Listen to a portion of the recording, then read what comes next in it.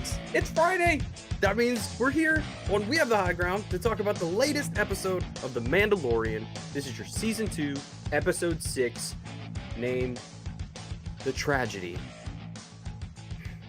We're here to break it all down. We're here to walk you through this emotional roller coaster. We, like Joe Exotic, will never emotionally recover from this, but we're going to try to help you through it, and we're going to get through it together. Join me as always is my boy Boggs. How's it going, my man? Yes, sir. I'm so good, so good. I mean, I'm in love with this Mandalorian season. Every episode's just getting better and better and better, and the potential, and the excitement, and the drama. I'm loving it. You go ahead, so I'm loving this. And you know who else is here? It's every other Friday, so it's our friend, our colleague here on the PCU. It is Sol. How are you doing? Hello, everyone. I'm doing super good, just like Boggs. Super excited to talk about this episode because I agree. It just keeps getting better and better. Like 5 out of 5 for like every episode pretty much so far. Yeah, we were talking about it in pre-production. We were saying if episode 2 is a 3.5 out of 5 stars and every other episode's a 5 stars, this is like a 9.5 out of 10 on a season rating so far, giving you everything that you want from The Mandalorian. It's giving you fan service in different ways where it's not, I mean, I wouldn't say smacking you over the head because a certain character was literally smacking people over the head today. And I just have it's just different kinds of fun every week on this show. And I think that's something really unique that we don't get to see a lot on television. We get to see, everything seems kind of formulaic. This formula is like pie. And I'm talking like the number pi, where it's like you think you know what's kind, then it just keeps going and going and going and going and going. And the fun stuff is just getting started. Because that ending was just... But folks, we got a little fun stuff. I got some fun stuff in the mail this week, all related to the Star Wars universe, and I thought I'd share it here. I was going to share it in the pre-production meeting, but Boggs and Soul said, you know what, Colin? Just go ahead. Unbox it on stream for everybody. So first off, little less of an unboxing, but I did get in the Clone Wars Ahsoka Funko, and this is from her first couple episodes in season 7, where she's hanging out with the sisters. She's kind of got that worker's outfit on where they were working in the garage, and she's holding one of the parts from the table. Just fantastic. This is my second Ahsoka. I got there's a hologram Ahsoka from Rebels, the first Fulcrum report that we get when we see her and it's revealed. I got that Funko. That's it's probably one of my favorites. Again, it's too great. And then we got one more, and shout out to my girlfriend's brother, Auden, who picked this up for me, back ordered it months ago, and he's asking me, yo, you told me to get these Funko Pops, and now I gotta wait months for it to come out.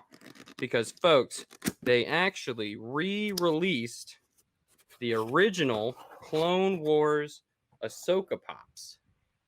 This is green snips with 2 green lightsabers. Okay. Young season 1 Ahsoka. With the green. 2. Yeah. Love the green. The green lightsabers are so tough. They're just... talking about green. I'm going to hashtag ignite the green. Ignite the green for episode season 2. I need that again. And then the one that came in today that I am honestly most excited for. The Mandalorian Super Commando from season 7. The one with the freaking hand on her helmet looking like the Uruk-hai from Lord of the Rings. These were the ones that were hanging out with Maul in season 7. Oh. And I got Gar Saxon coming as well. So she'll go right alongside Gar Saxon and Darth Maul. And it's a family affair. Do you put them? Do you put them together like with their whatever season, like the Rebels guys and Clone Wars? Absolutely. Absolutely. Like my Avatar: The Last Airbender Funkos are sorted by Avatar and Korra. I got my Rebels ones. I got my general villains ones I got like Darkseid Anakin and Darth Maul, and then Count Dooku's over here. But then I got the concept ones that are Star Killer and Darth Vader, some of the original Ralph McQuarrie ones, the designs of those. Nice. And my Mandalorian ones are everywhere. They're just all over the place because there are too many of them. I have the entire first wave of Mandalorian, aside from, I don't think I have Queel. That's like the only one I don't have. Yeah, get on that. Yeah, I think I could find him for like $3, so I'm not too like worried about him. He wasn't one of the ones that was too sought after. But folks, you're not here for Funko Pop talk. You are here for Mandalorian talk. So, Boggs, you're the man. Take us through this episode, beat by beat. Let us know how this tragedy unfolded. No problem, sir. First of all, obviously spoilers. There's a spoiler review. Shock. Couple of housekeeping things I want to mention. First of all, sorry. Last week, obviously, we recorded the show on Friday. When the episode comes out, obviously, David Prowse passed away over the weekend, so we never got a chance to obviously give our condolences and respect. Obviously, the guy's an absolute icon, playing the actual physical role of Darth Vader in the original trilogy. He'll be forever remembered. Thank you so much for the memory. So I just want to say a personal thank you and respect to his, everything, that the legacy that he's left behind. Because whenever you watch the original Star Wars, he's there, he's doing that. So yeah, rest in peace and stuff. Yeah, so as well, I mentioned every week the likes, like especially the last couple of weeks, please like the video and all that good stuff. I have noticed over the last couple of videos, I have said, can we get to 100 likes? We're at over 120 likes the last couple of episodes, so thank you everyone, really appreciate it. It means a lot. Let's keep that up, keep it up. Let's get to get to 120 now every episode as a minimum. And if you are liking it, drop a comment, give us feedback, ask a question. We've got people. What's your favorite scene this episode? Tell me just tell me that. That's the comments. That's the comments, and we'll highlight one next week. Guys, come on, just get in there, comment, talk to each other. Let's go. Exactly. It's awesome. We're here. This is a safe space. We all check the comments, so we can all pop in there and talk to y'all as well. We really want to get this community going, get this community thriving. This PCU, it's awesome. It's awesome. Because we know people care, because we're asking to like the videos and they're liking them. So appreciate that, or everyone's appreciate the community we have here. So yeah, let's get the comments going. Anyway, on to this episode. So yeah, first initially I did straight away notice at 32 minutes I was like, a little bit gutted, because obviously of the shortest episode of the season. And as well, Cara Dune was in the thumbnail. I don't know if anyone else noticed that before. Obviously we've even played it before I've selected. I noticed. I had the same face, Bog. Yeah, so obviously I've seen it's a shorter episode and Cara Dune's in it. I was like, there's like two quick but it was actually the perfect thumbnail. It was the most exactly. It was you could have done smoke. It was the best red herring they could have done. 90% of the episode was on on a specific scene, on a specific planet area type thing. So if you showed anything from there, it would have spoiled it. So yeah, that was actually quite clever in the end. So. Well, in fact, I'll come to the pacing a bit later, but so obviously we speak about the minutes of the episode later, but overall, I don't mind it being 32 minutes because the pacing is so good, the way they kind of manage the episode. So if it was like too slow, or if it wasn't, if they just didn't have it right, but they've got it. We'll talk about Robert Rodriguez later. I think that has a lot to do with him. I think it has a lot to do with his experience in filmmaking and the types of films that he makes and who the films are made for, specifically aimed at a younger demographic. And that requires snappiness. That requires you to keep the plot going. It requires you to keep the attention passing around from character to character, from not really from plot to plot. It has to be a streamlined plot. And we got that this week. It was fantastic. I'm with you on the pace. It was perfect. Yeah, absolutely. Okay, so we'll start obviously at the beginning scene. It started on the Razor Crest, with Grogu and Din Djarin having a bit of back and forth. Him calling his name, laughing and having the just messing around with the knob. And he's obviously, he's addressed the whole training situation. I can't believe that you're trained. Would you want me? Do you not want to learn more of that? More with the Jedi, more training, that kind of stuff. So initial thoughts on the first kind of opening of the episode, Sol? Yeah, good. It was just noticing too from last episode goes, he did have training on Coruscant, and so he's there and he's kind of holding back, but he feels comfortable with I think Din he said Djarin. that nice lady told us as well, right? He said that Yeah. nice lady. I was like, what? And they it's just funny just to see him laughing and them just having a fun, like, cute Think moment ferret. with each other. Yeah. And then he was like, no, I didn't mean it that way. It's like, oh shit, oh no, and then the kid says shit, and you're like, oh jeez, oh so, oh. Now Like in the kid back knows seat a of his new car, word. kind of thing. Yeah, Daddy exactly. says that you don't say that. Right. Only man dad says that. Mando dad says that. You don't say that. Yeah. And then they find the planet of, he's obviously, he told Gregory that he's going to Tython, and they immediately found the planet, which I was quite surprised with. I mean, I presumed it was going to be maybe later on in the episode, maybe towards the end of the episode, they'd go through some kind of adventure or side mission, but no, they're straight I thought there it was already. flipped. When you saw the Kara thumbnail, I thought that was how the episode was. Yeah, start. exactly. That was what was going through my head. So I was like, Yeah. really? We got to go to Navarro again? Like, come on, y'all. Like, it's almost the Tatooine. We've almost been there too much. We got to move these people off of Navarro. I get that we got the set built. I get that we got to use the set. But come on now, y'all. Come on. Yeah, exactly. But no, it wasn't the case. Straight to Tython, and they spot the kind of ruins of the Jedi Temple straight away. The kind of they have to get off, and I thought, oh, where they're gonna park? Well, not park, but where they're gonna set themselves down, because it's like on a mountain, right? So where they're gonna, and then they'll have to go, travel with the windows down. I was like, okay, and with the jetpack, yeah, exactly. Grogu's loving it, like a theme park ride. And yeah, they get to the obviously. You hear me, ruins. Disney? You hear me, Yeah. Disney? You hear There you that? go. Boggs just gave you a free idea. Listen here, Galaxy's Edge. Let me put on some glasses. No, seriously. Actually, this is kind of dumb, but it's not dumb.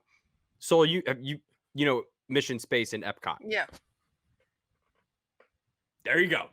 One man little Mission Space in Epcot.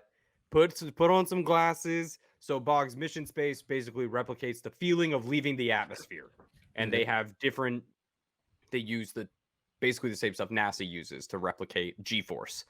So it's out there, and it's like pods of 4. So if you did a pod of 1, I'm just saying that could be kind of fun. I would ride. I would wait 3 hours for that ride. Or they can just even Mando theme Mission Space.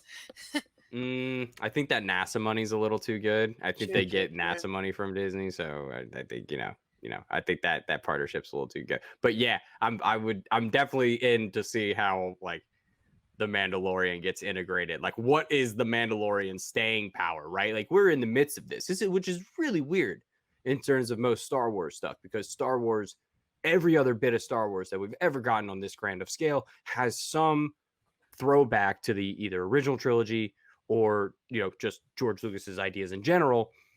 This is all original stuff to a point, and then we start to dabble into other stuff. But I'm really excited to see, and we're starting to see it with Rebels. I think Rebels has garnered this amazing respect online since it's ended. Like, I can't believe Rebels ended 3 years ago. Almost 4 years ago now, Rebels ended. And I remember the finale like it was yesterday. But now people are slowly, and to bring back the Funko Pops, that Kanan Jarrus Funko Pop is rising in value by the day, because people are realizing how integral he is to this story. And I'm just super excited to see, what is Mando's staying power in all of this? Like, how much is Din Djarin going to become a part of the fabric of Star Wars that we, just love? I want to see 10 years from now, what is the Star Wars section like at Disney World? And is Din Djarin is it just Pedro Pascal's face holding the Darksaber leading Mandalore? It's like, deal with it. With Grogu in his hand?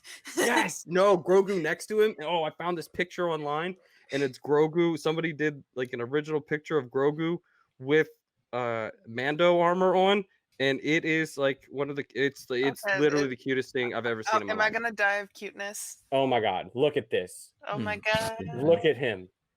Fully fitted Beskar. He's got his little utility belt. He's got his little cape. It's so cute. He's ready to go. Boggs, he needed that this week though. Our man's is in danger. Yeah, I know he took some hits, the poor thing. But yeah, so obviously before that happens, they arrive at the ruins of the temple. It didn't look like much, didn't. And Like as the John was Stonehenge. saying, yeah, a little bit. And he sat on the kind of seeing stone. Nothing's really happened. And then, like, I geeked out when I've seen this ship come in. Immediately, you know what it is. It looks great. It sounds great. Oh man, like how long I've been waiting to see this. All my life I've been waiting to see something like this. The last time it appears is in the Empire Strikes Back. Well, technically the prequels, but I'm talking in the that's a different ship. timeline. That's a different ship. What His father's ship is Slave 1. This is Slave 2, right? I thought it was I Slave 1. believe they have different ships. I could be wrong, but No, I thought it was the same, to be honest. Is it? Let's Google. I thought it was Slave 1. Yeah. Yeah. And yeah, well, either way, Boba Fett is back. That's all that meant to me. Yeah, and obviously he's landed. And Din Djarin's turned around and He just paints it. Grogu's doing some kind of meditative signaling as Ahsoka told him to do. Yeah, and he's like tuned in, like eyes closed, like already. So he's recalling his training. You can see, and kind of speaking to someone in the Force, maybe calling out, doing that. I called it like a ceremony, like a Force ceremony. I don't know what else to call it. An awakening. But yeah, it looked like he was like it. Kind of felt like the Jedi, like the text around it as well. It's very similar to like I think Fallen Order. Like around some of the tons of that. Yeah. Like some of the ancient Jedi texts and stuff around the stone. So, but the ancient Jedi texts. Yeah, exactly. Did you read them though? No. So, yeah, and then obviously, I guess she's read them all. It's canon in the holiday special. She's reading them and learning about. Yes, true. She's learning about stuff, trying to teach Finn. True.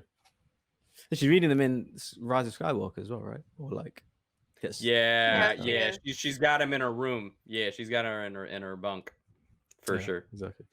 Okay, so the ship comes in. Oh no! Yeah. The ship comes in. That's just like some stuff that's like you playing with your Legos. Yeah. The whole episode, and then all of a sudden, the whole episode was like you're playing with your toys and just that's this whole show. True. We've officially, Jon Favreau is now officially just making the Boba Fett show because now, spoiler alert, he's gotten Din Djarin on Slave 1. Now he's literally got his main character in Boba Fett's ship. It's like, what are you gonna do to me now? What are you gonna do? Imagine, what if Boba goes out in like a blaze of glory, and then Mando's like, that ship's mine now, dog. I'm waiting for that to happen, to be honest. Yeah, and then they've, he's gone to, try and get obviously Grogu out of this force field, this force shield. He can't get him out, so he's gone to go buy him time, and then he's run into Boba Fett, looking very much like a Jedi. He's even asked him, "Oh, are you a Jedi?"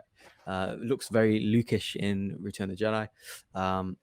And he's got more Obi-Wan and A New Hope vibes. Yeah, like a man who's been chilling in the desert for the last 20 years. That's right. With like some Tusken Raider, like exactly, yeah. garb on. Stick.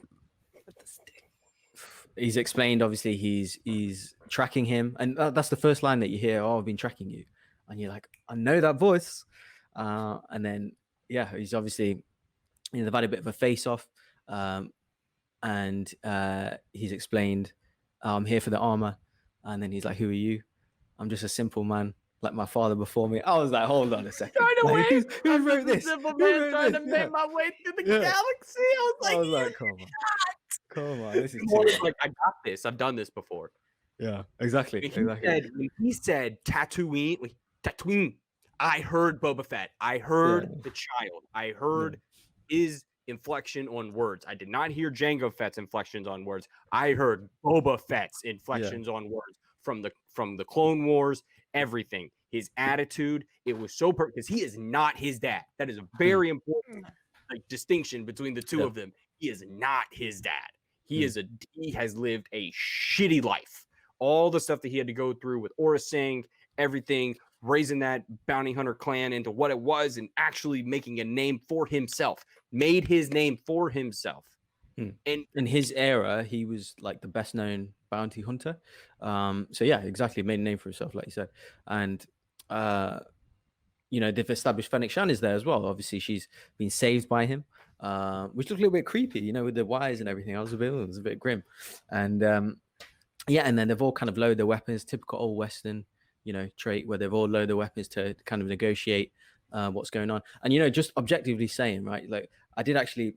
So I'm looking at Ming-Na Wen, I'm looking at Tamora Morrison. Obviously, Ming-Na Wen being Asian descent, Tamora Morrison being New Zealand. is it Maori descent? Yeah, He's New Zealand. Maori, Yeah. Pedro Pascal being obviously Chilean descent, Latino, directed by Robert Rodriguez. The villain is Giancarlo Esposito. There's not a white. The whitest person in this show is the worst person on the planet. Literally, there's one white person in the show, and she's a piece of shit outside of the show. Everyone else in this show, no, right. And and people aren't addressing it, and I like that because it's not.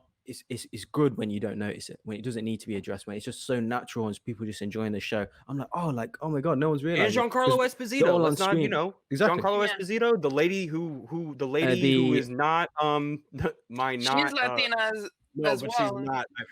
My nickname for her is not Ray Sloan. So not Ray Sloan is working for him, but yeah, she's Latino as well. And the doctor as well. I believe the doctor's I think he's Iranian or Middle Eastern. So yeah. So he's again. So we got people that look like Boggs and I in the show. Everybody looks like me. He's an asshole. Dave Filoni was the Cobb Vanth, I guess you got, so he's all right. Bill Burr, I guess he's funny, I guess. So, but yeah, I just noticed it in this episode in particular. I thought, wow, it's we're moving forward, step by step. So yeah, I love that. And then yeah, they've obviously had the conversation. She's been left for dead. Boba Fett said, "So was I," on Tatooine. And just with such little dialogue, I know Star Wars always kind of does that, but with just such little dialogue, they're giving so much backstory. And this whole notion that I've heard a lot, like we need to move forward. We don't want to see these old characters. We don't want to see. We need to see new characters. I think when they do things like this, it actually builds the story, and it does build the world. Because you're giving people backstory. Because just from these lines, these characters are going to get books, they're going to get magazines, they're going to get their own stories, they're going to get their own canons, and people connected to them and this kind of thing. So it does build the lore, even though it's you're giving callbacks, you're still progressing and moving the story forward. So yeah, I don't agree with this notion that we need to move on without seeing with new characters or without I don't want to see old characters, original trilogy character, prequel character. No. So I'm glad I'm in the same mindset as Dave Filoni and Jon Favreau, and because that's the Star Wars that I want to see, the stuff that we've invested time in, getting callbacks, we're getting more information on, we're learning new things from the things that we're dedicated to. So I do appreciate that. It definitely had a feeling like I was watching a Western. Like this is like the tropes of Westerns. And sorry, everyone, there's a reason why Westerns dominated cinema for 30 years. Because you can make them and they're easy to make. The scripts aren't very, you're not really got a lot of demanding stuff to ask your actors to do. And the plot is basic and easy to follow. They are explaining stuff very simply here. Everything that he breaks down for them in this conversation and the post-fight conversation, he's very accepting for the first, I'm waiting for the Din Djarin that trusts somebody off the bat and it comes to bite him in the ass, because he has been very hesitant about trusting anyone, and then they always come back around to be his homie, and he hasn't really been betrayed by anybody yet.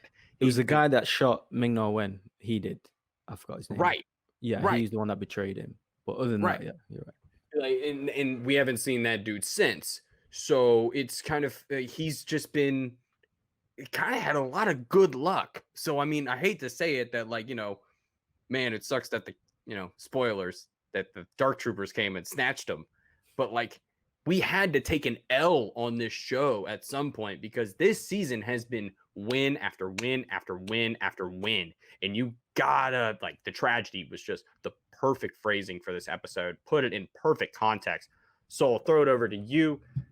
You're sitting here at this point, halfway through an episode, and you just saw Boba Fett and these guys are in the middle of combat with each other. They're working off each other well. Like, you're losing your mind here at this point, right? Yeah, basically, when Boba Fett started fighting just all of these stormtroopers, I basically was like, F him up, Boba! Like, pretty much just him and that stick, just whack, whack. Just the way he was taking on like 4 or 5 people at the same time. And it just shows you how skilled Boba Fett is and like why he's such a popular character and why he's known for the things that he does in Star Wars is that he's just such a badass. And so I was like fist pumping the whole time. I was excited for him. I was excited for Fennec Shan, Ming-Na Wen's character showing back up. Just, yeah, a lot of fist pumps, a lot of like mess him up, a lot of like me very excited at the TV, like just talking to the TV as I was watching it. So it was probably one of my like most vocal one just because I've been waiting for Ming-Na Wen since episode 1 of season 2 because I was like, where is she? If we've seen Boba, where is she at? And I've been waiting for her, and I love Ming-Na Wen as a actor. Like Mulan is my favorite like Disney princess because she is a Disney princess, even though she's not a princess, but she is, and she's my favorite, and that's my favorite like Disney movie of like the older days. So yeah, I was excited to see her. You hear that, Cinderella? The older days. The older days, yes. It was like 97. What do you mean older days? Yeah, the Renaissance period. I get you, but yeah. If you talk to my niece, it's the older days. She's 3. That's true. Boggs. So we get through this fight, and well, we don't even get through it because we think we've won, and then a whole other dropship comes in. Like, so at this point, you're like, if you're up on Star Wars, you know that ship doesn't just come out of light speed. That trooper ship has to come from somewhere. That's a drop ship, almost akin to what the troopers come down in, and it looks a lot like the one in the first scene of The Force Awakens, where they raid Lor San Tekka's village. So it's I thought Moff Gideon was going to come out of that because it's of The Force Awakens. Yeah, the way it slaps down and they all come running out. But yeah, just before that scene though, obviously that fight scene though, that like I'm glad like Ming-Na Wen's got her a chance to shine. Kind of whooping all these stormtroopers and obviously Boba Fett's kind of addressed with Din Djarin as well that he wants his armor back. That's what he's here for. And they've kind of whooped these stormtroopers, as you said, with this staff, with this kind of heavy weighted thing. Well, in fact, all ends that he's just doing anything. He's clubbing people, stabbing them, but he's just whooping everyone, showing exactly what he said. So like he's the baddest, bounty hunter in the galaxy. And he's obviously spotted his armor on the Razor Crest. Good job, he got it in time, right? And then he's put it on. And then he's got this is some stuff that you daydreamed of. This is like a Saturday morning like animation, like a serial, like you things that you played with your toys when you were a little boy, where Boba Fett's fighting against stormtroopers and you're seeing it and you're seeing his whole arsenal and that knee thing. I was like, what is going on here? They ran. They were like, no, this guy's too much. He's like a little army himself with a jetpack, with the obviously the Mando's there as well, and Ming-Na Wen is just like absolutely unreal. So I just completely love the way that he was whacking their helmets. Yeah, is the closest that crushed one that was like Rebels. ripped off. Rebels was when it was similar. They started crushing skulls. Yeah. Like when we started really getting into some Zeb coming in and clanking heads, and even Ezra a couple times slamming people up a bit. Like, this was the most graphic I have seen stormtroopers assaulted in my entire life, and I was extremely satisfied the entire time when he goes, just goes straight uppercut through the dude's head. And you're like, oh no! And then he finishes on with the stab through, and you're just like, what in the world? And his whole mannerisms, and he was like angry, everyone, and then when he hit, you see the broken armor too on the stormtrooper as well. Like you just see like how much he's beaten these people up. And he targets the rocket launcher. That shit, I thought, what that? Like, this guy's too bad. He's like, I shot the wrong one. Yeah, Pog. Exactly. I don't know how Din Djarin is not intimidated by all these fighters he's seeing, like the other Mandalorians he's seen, Boba Fett, like Ahsoka Tano. He's like, everyone can whoop me. Like, I thought I'm bad, but these guys are like way better than me.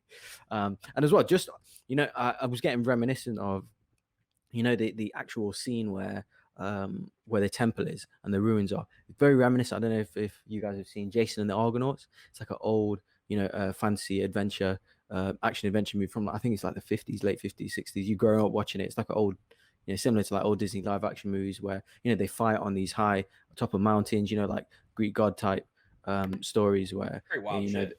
they fight with like on top of pillars and that kind of thing. Very reminiscent of that. Like knowing how kind of thorough John Favreau and Dave Filoni are, they're right out of these old 50s 60s action adventure stuff, mixing like with of course action, of course western and sci-fi. So yeah, gotta love all that. But Boggs, Moff Gideon comes in and says, "What?" Well, before that, his ship gets blown up.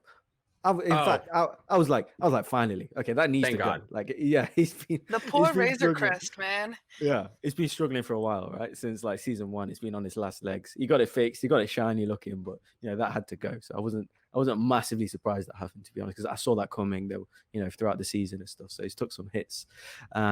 And then Ming-Na Wen's told Boba Fett, "Oh, you need to go." He just goes off straight away, like immediately knows how to use the jetpack, and it's I just love that. And then like you said, Moff Gideon engages the Dark Troopers. The what, Boggs? Say that again. The what? The Dark Troopers. Yeah. The what? And yeah, by the way, they when they take off in the ship, but for some reason I thought they were coming in a vehicle when they kind of came off the Star Cruiser. They just, the way they're floating and they formed them together, I was like, oh, what's this? And then they kind of zoomed in, and obviously it was the droid, the Dark Troopers. Yeah. So yeah, that looked great. Hey, Orson Krennic, okay. Suck it. It would whoop you.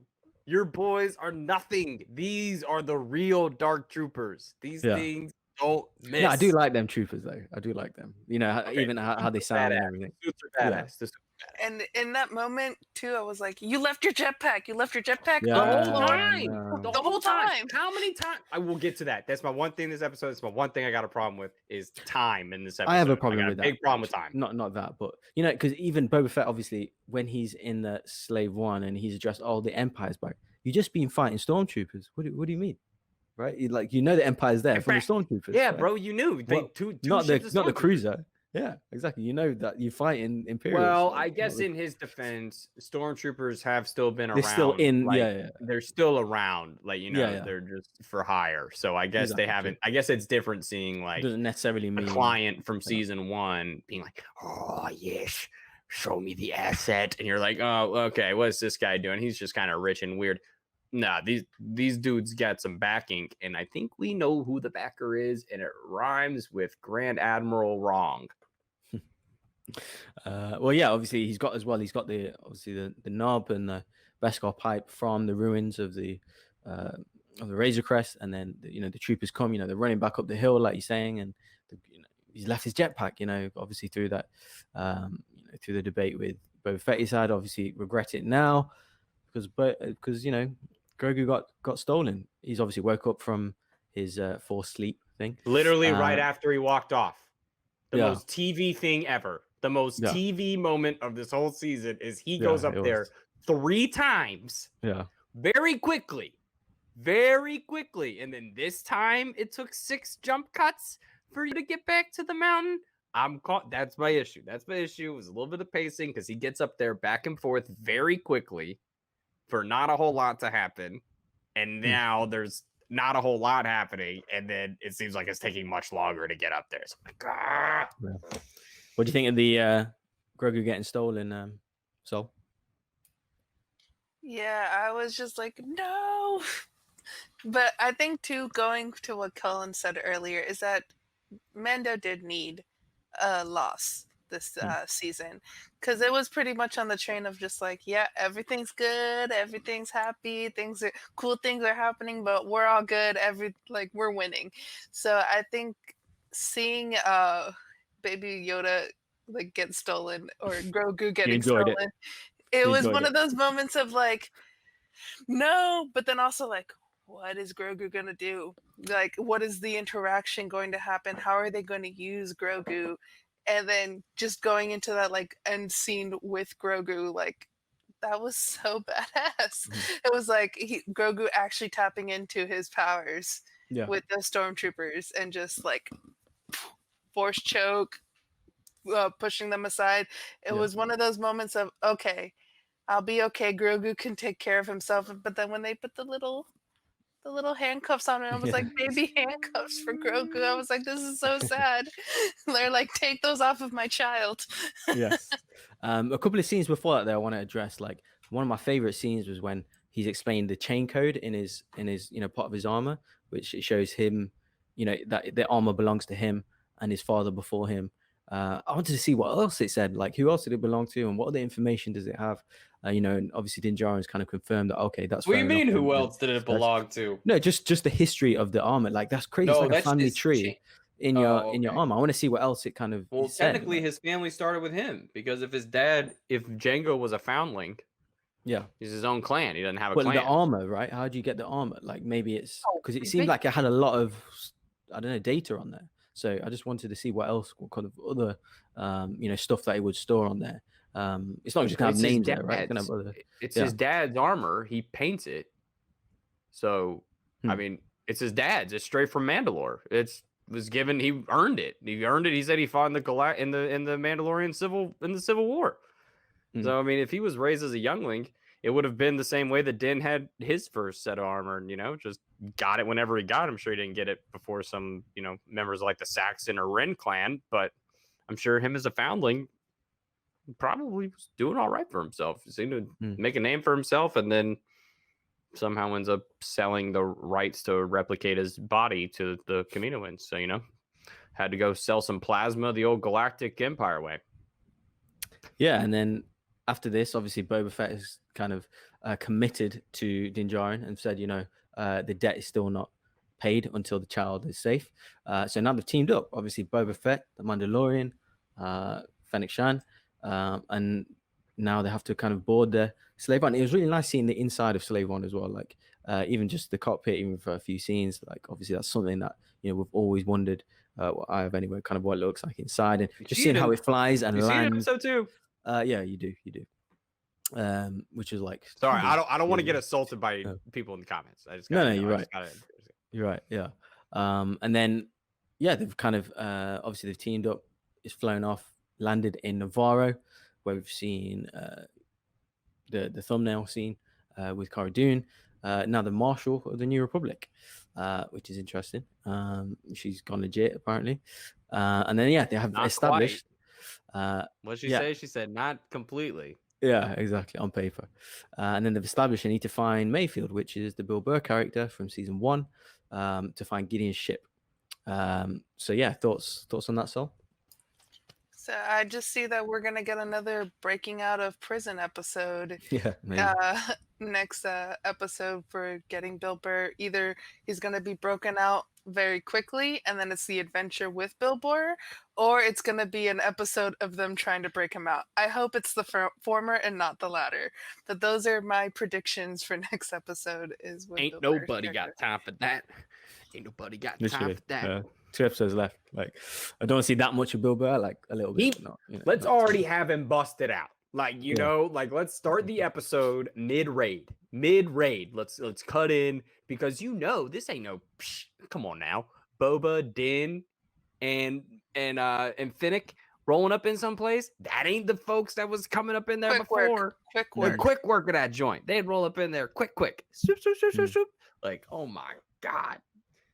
This is going to be too much fun because now we're getting somebody. I think he needs him either to break into like Imperial coding, or because he used to be an Imperial sharpshooter. That was his thing. He was in the Empire. I believe so.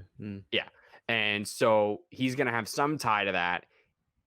I think there's going to be a bit more to where it's got to deal with like hyperspeed tracking. I think it's got to be something like that. We might see the beginnings of that, just like we saw in The Last Jedi, where they can track you through light speed.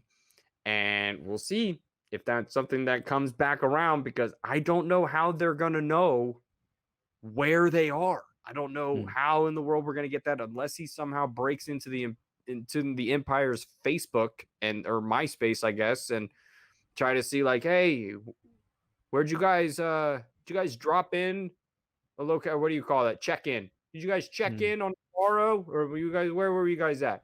That's what we need. Where is Moff Gideon? Because I don't know how we're gonna find the child. That's the one thing that I don't know is how we're gonna find the child. So if Bill Burr is that missing piece, I'm all for it. So let's get into the meat and potatoes of this episode. We got some big things going on here, and I want to start with some speculation. Speculate responsibly, of course. Like the good folks over at Force Center always say, speculate responsibly. Throwing it over to Soul. Who was Grogu talking to? Go.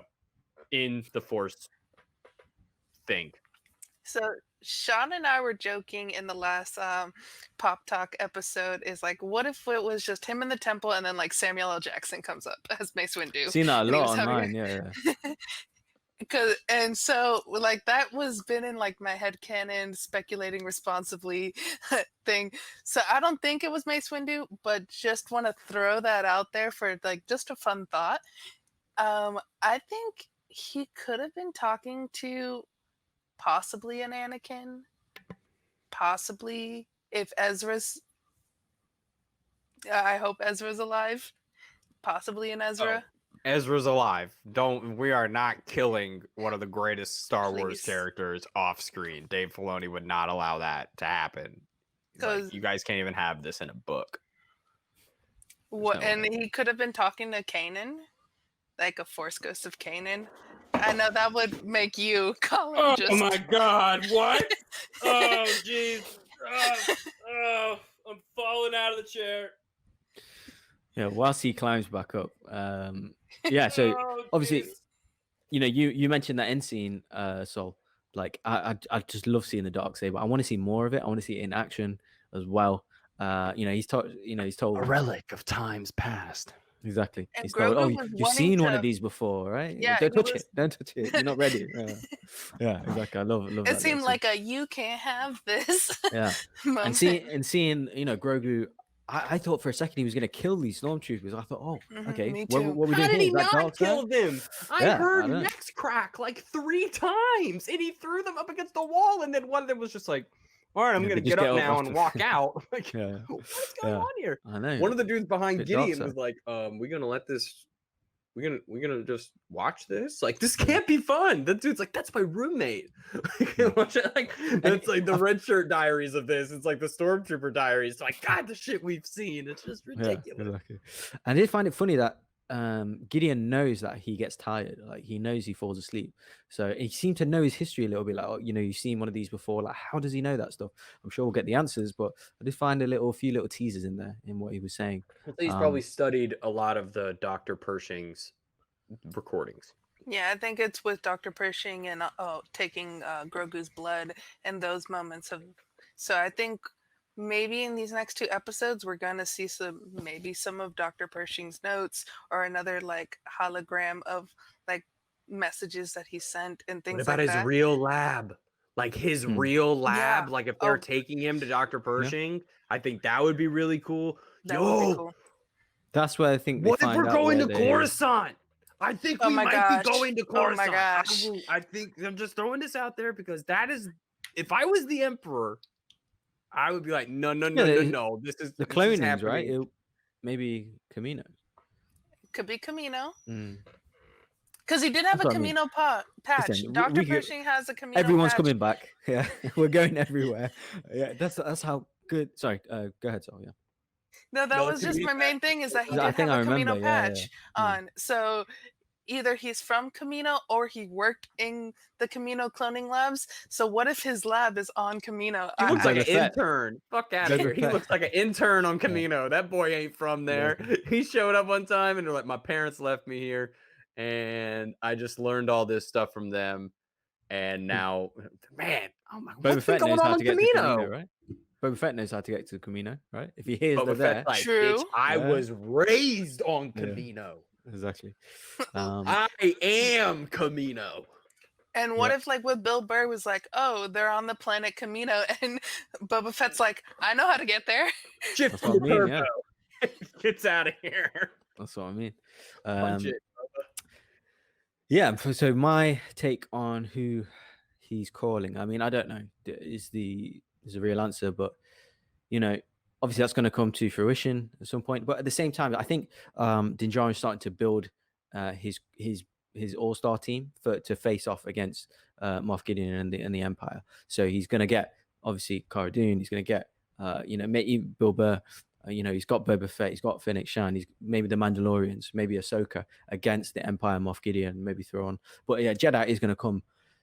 Who will it be? Well, even if it is a Jedi, it might be a Force user, it might be someone dark side. But if it is a Jedi, somehow in my head, I'm thinking it is. I mean, that level of Force use, like who are the best Force users out there that we know of, right? For me, it's Cal Kestis. Give me 35-year-old Cal Kestis. 45-year-old Cal Kestis will whoop up on somebody. Like, don't even play with me. The things that I've done with that man in the streets of this galaxy, animals he's killed. We have murked the Empire. I've personally murked tens of thousands of stormtroopers with this dude. He is well versed in how to handle himself. And he knows how to wield a lightsaber too. That man is. He can fight. The boy can fight. Oh, he can fight. Oh, he can fight. And we've pulled from the movies, and we've pulled from the other TV shows, and we've pulled from the books. Now it's time to pull from the video games.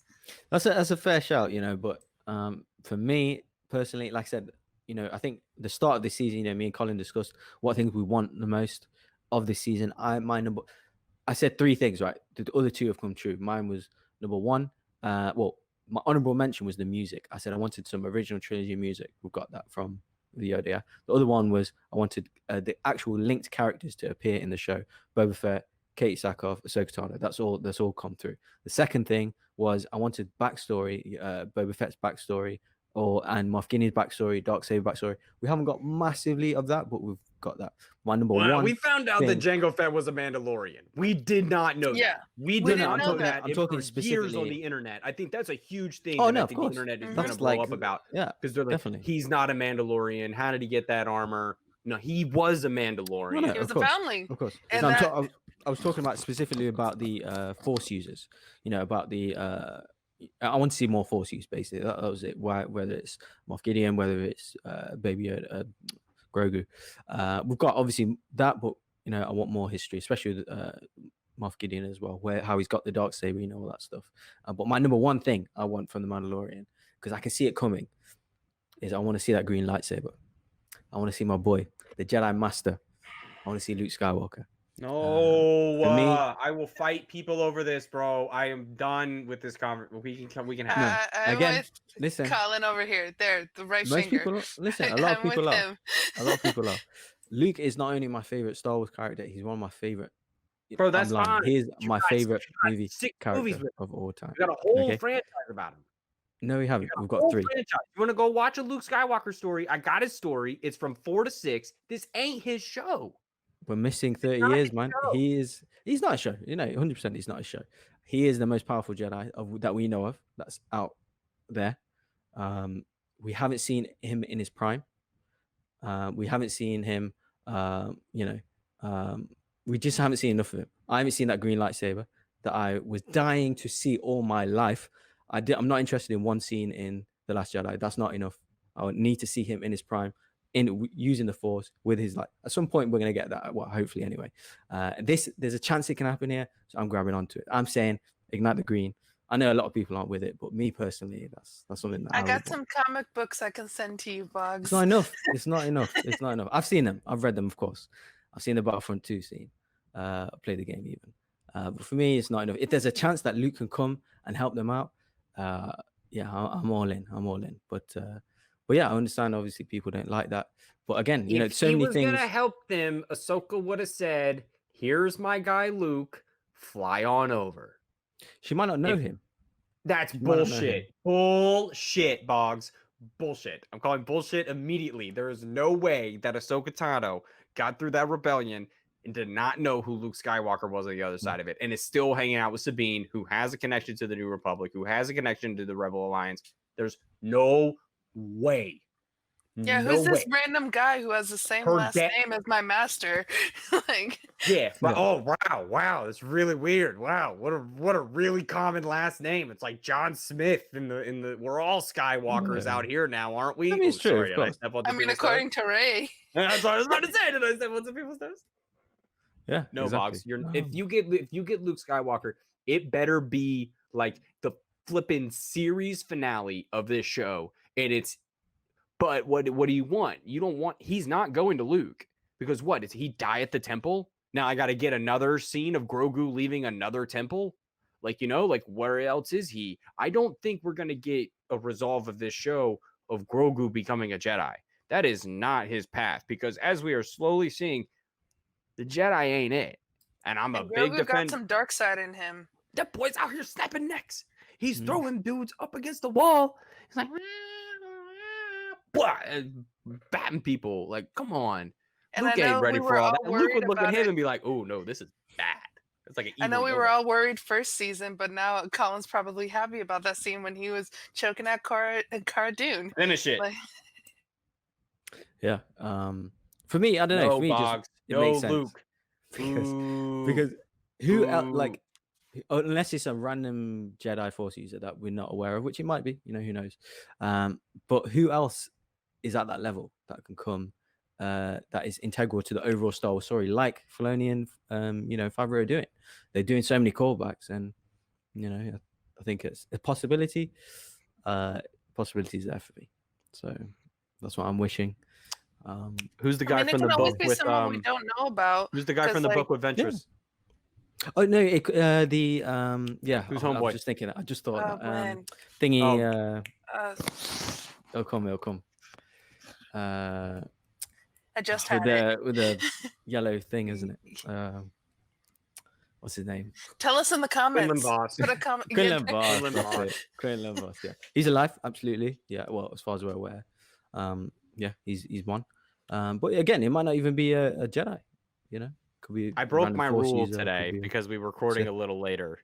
I watched a little bit of Christian Harloff and Mike Kalinowski doing their spoiler review. Oh, I've not seen it. And they mentioned, what if the Force user actually ends up like sadly taking the child's place? Like if this is like a sacrificial Jedi, like a Jedi who comes in and gets captured by them and can't leave because there ain't a lot of blood in that baby. I hate to break it to them.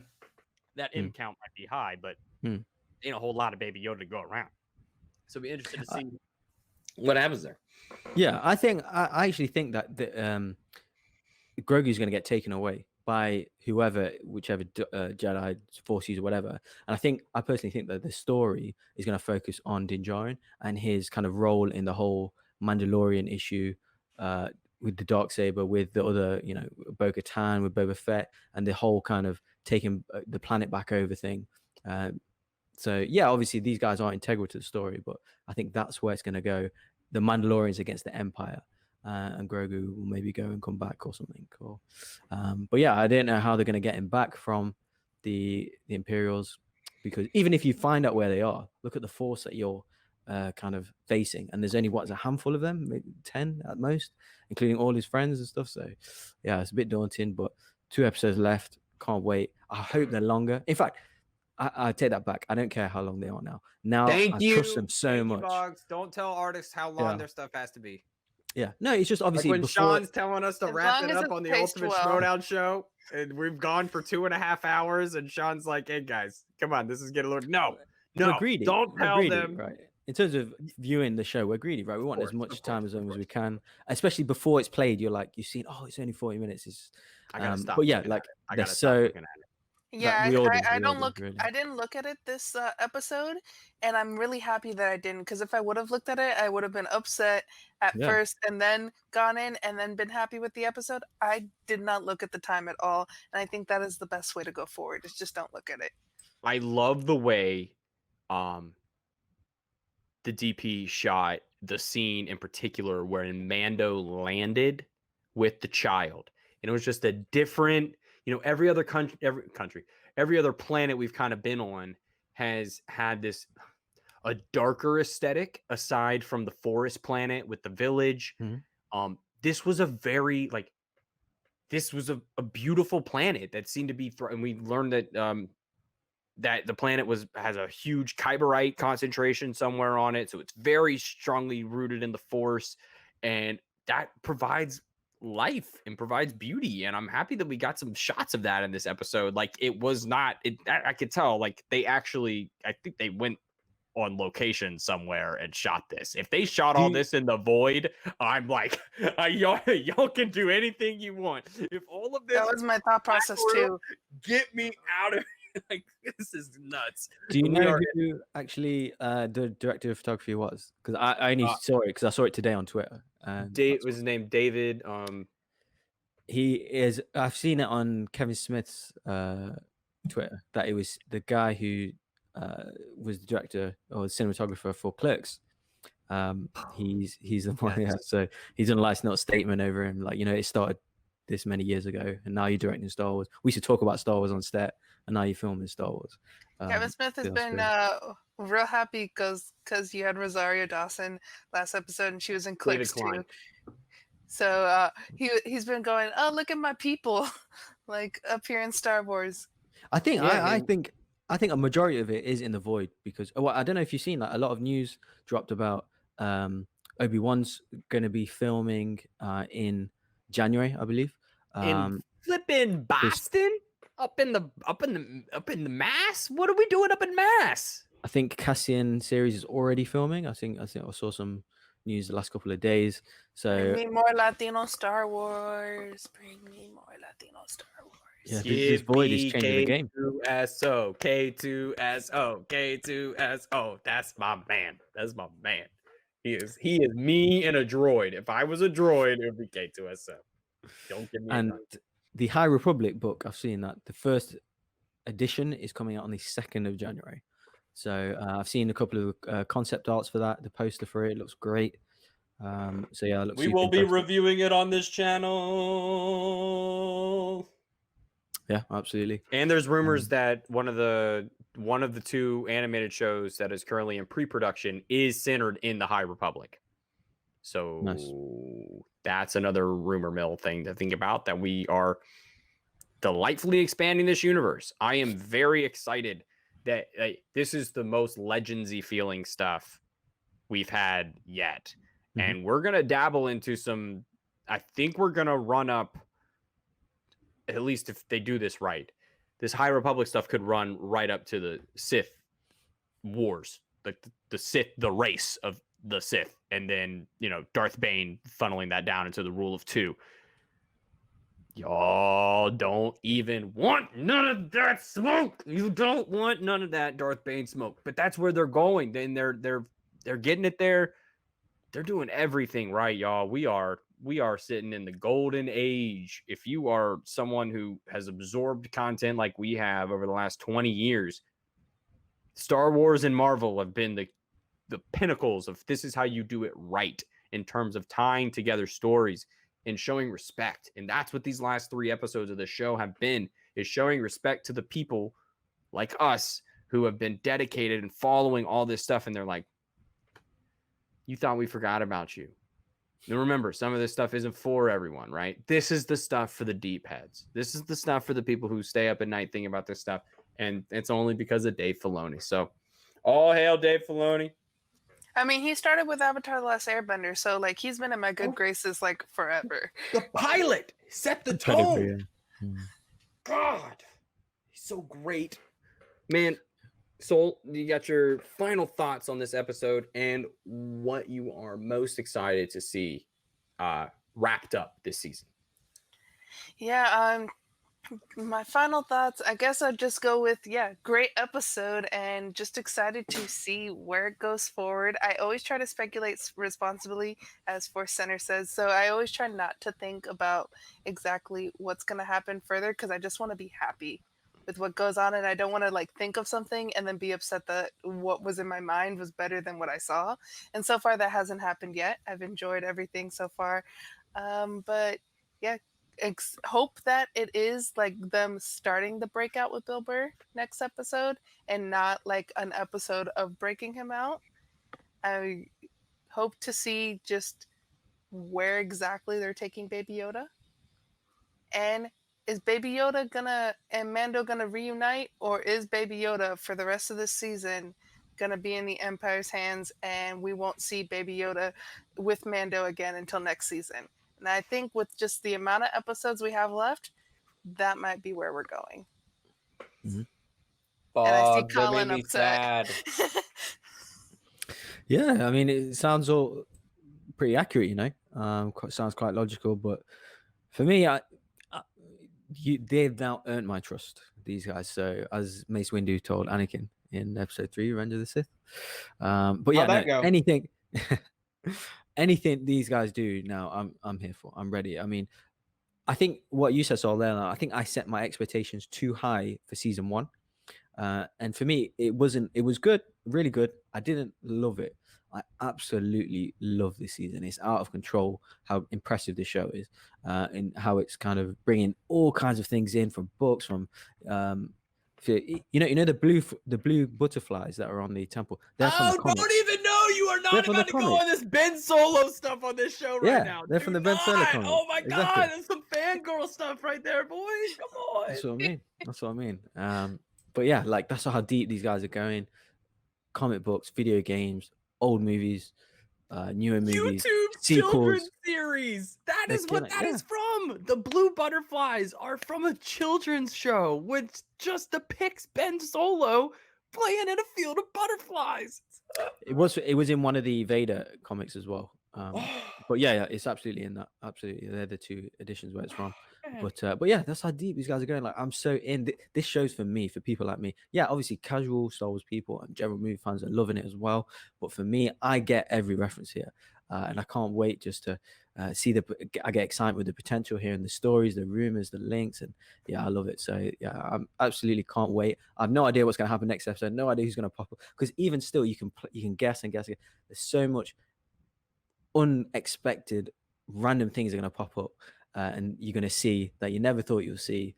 So yeah, I can't wait. Whatever happens. I love it. So I think I'm totally with you about your interpretation of the first season compared to this season. It really smells a lot like Clone Wars, because Clone Wars for that first season, the scope was very small. Who you were dealing with, it was a very finite group of people. And then the second Cad Bane steps up in that bitch, blah, the whole thing expands and the whole world starts getting bigger. You start going all over the place.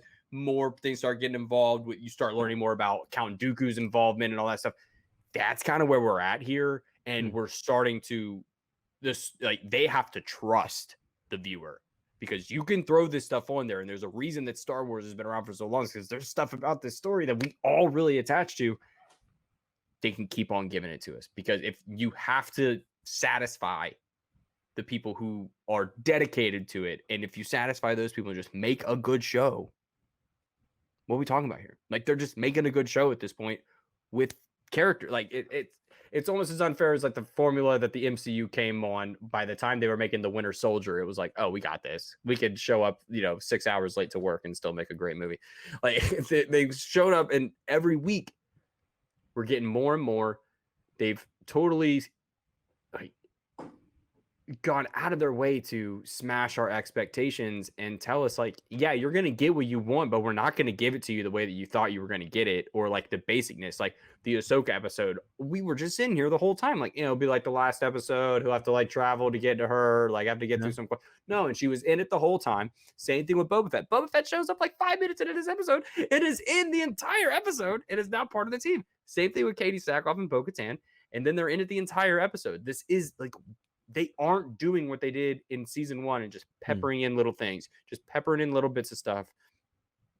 We are deep in a story. We are in the second act, with the beginnings of the second act of this story, which I think will run about 4 seasons. I think this show should run 4 seasons and stop and end.